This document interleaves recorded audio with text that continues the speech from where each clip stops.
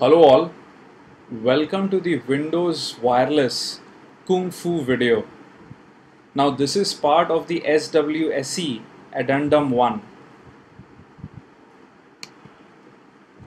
Now as most of you already know, SWSE is the Security Tube Wi-Fi Security Expert Certification, which is an online certification, and this video is part of the extended courseware for that certification. Now, as part of our free InfoSec education initiative, we will be releasing all of these videos to the general public on Security Tube as well. Okay, so in the next couple of videos, we'll be doing a lot of interesting Windows wireless stuff, and this is where at the very minimum you would require Windows 7 with an inbuilt or an external card and with drivers specifically built for Windows 7 by the manufacturer. So what is it that we are trying to do in this video?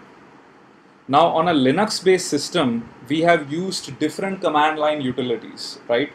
So we used iwconfig, ifconfig, and then we had all these little tools like arrow dump and a bunch of others, and using all of this we were able to go ahead and do various tasks. Now my question to you is, on Windows, is it possible to do something similar? And that is where we are going to look at command line Kung Fu on Windows for wireless.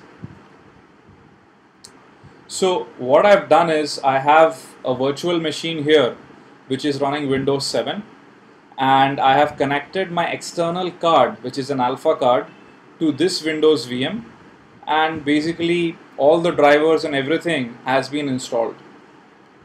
So let's go back to the presentation. Now on Windows, if you want to look at all wireless interfaces, then the command to run is netshwlan show interfaces. Now netshwlan is kind of the main group command under which all the wireless specific commands come in, right? So what we are doing here is similar to the iwconfig command on a Linux based system. So let's look at all the interfaces available. So we have netshwlan show interfaces, and this shows all the existing interfaces in the system which have wireless. So the one currently available is wireless network connection 6, which runs the whole Realtek card, which is our alpha card. Here is the MAC address of the card. It seems to be connected to an access point, which we can very quickly verify here. Yes, it is. And it basically says that the name of the access point is Vivek, which uses WPA personal TKIP and basically is on the 11G network. So if we disconnect and we go ahead and run the same command again, you would notice that now the state says disconnected. So interestingly, let's say if you're using Metasploit or some other utility and you're logged on to a system remotely, you could use this command to actually figure out if you're connected to a wireless network or not, right? Interesting. The next command is to look at different drivers and capabilities. So if you're curious whether the driver is up to date, maybe the driver has a vulnerability or whatever, then the command to run is netshwlan show drivers. So let's go back to our Windows machine once again. So we have netshwlan show drivers, right? And this shows you a list of cards and the available drivers on it. So in this case, of course, it's going to be a Realtek driver. Here's your INF file. Here is the actual driver file. It specifically says that the radios supported are B and G only, which is true for the alpha card which we are using. And then you have different authentication schemas which the card can support. Now let's look at the next command which we're going to run. Right? Now, one of the most common tasks which we used to do on Linux is basically scan all available networks, right? So we could use the arrow dump utility there, or one of the inbuilt command line tools. Here on Windows, we are going to just type in netshwlan show networks, and this will show us all available networks in the vicinity. So when we say netshwlan show networks, it takes a bit because it's quickly scanning. So the first network it detects is HP setup, which is an ad hoc network. Vivek, which is WPA personal and TKIP, which is sad because I should ideally be using CCMP. And then Airtel, which uses web, and probably a network which is a hidden network. This has no BSSID yet. And interestingly, these are the 4 networks which are also listed when you open up this little utility on the side, right? So the exact same information you can extract from the command line as well, right? This is interesting once again, because if you're logged in remotely into the box, let's say using a Meterpreter session or something like that, this is invaluable to figure out what are the available networks, right? So interestingly, you could jump into one of the computers and then use the computer's Wi-Fi to connect to a network, and then actually go ahead and scan through that network, right? Just a thought. Okay, so here is where it gets more interesting. Now when you connect to a specific network, let's say I connected to a network Vivek, then Windows creates a profile for that network, and you can look at all existing profiles on the current system using netshwlan show profiles. So let's go back here, clear the screen, netshwlan show, what was I planning to see, profiles. Here you go, right? And if you notice, right now it says there is only one user specific profile, which is Vivek. And that is what we were connected to back right now. Now, it doesn't end here. You can get more details, right? So you could start a profile as well, but before that, let me show you how to get more details out of this. So let's say netshwlan show profiles, and if you want to look at more information from the Vivek network, the name is equal to Vivek. And now we have much more information. If you notice, it says connection mode, connect automatically. Very important if you've been following my videos, which means the computer is actually going to send probe request packets for this network, right? Connect only when this network is broadcasting, which means, well, if this was a hidden network, then unfortunately the probe request would not work, right? So if this is for non-broadcasting as well, which you can enable, only then will the probe request packets be sent. Finally, you basically have the security settings, the SSID and all of that in one place, right? Now, one of the things which we can do from the command line itself is start a profile.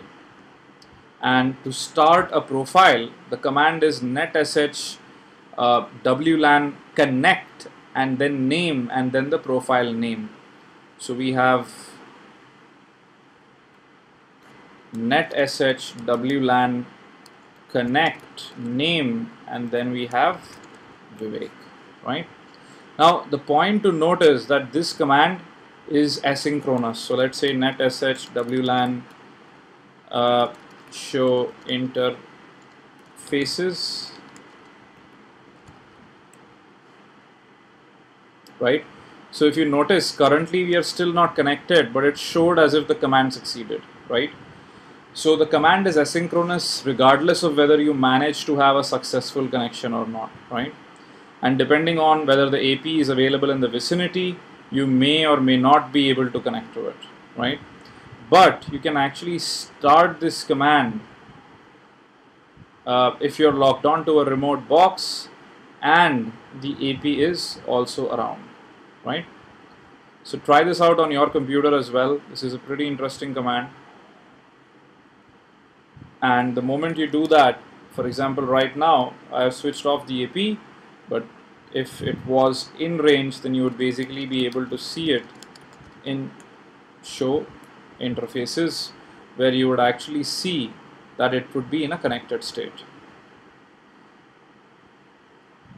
Okay. Finally, the most interesting thing, you can export a profile, right? With the NetSHWLAN export profile, name is equal to finally, which is the name. So basically, here's what you can do. CLS NetSHWLAN export profile name is equal to Vivek, right? Now, what this does is this actually dumps the entire profile into an XML file.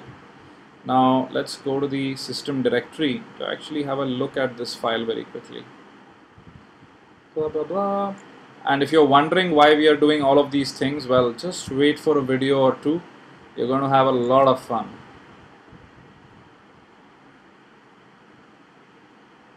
Right, so we are in the system32 folder and this is what we dumped right now. Let me just open it up in Internet Explorer.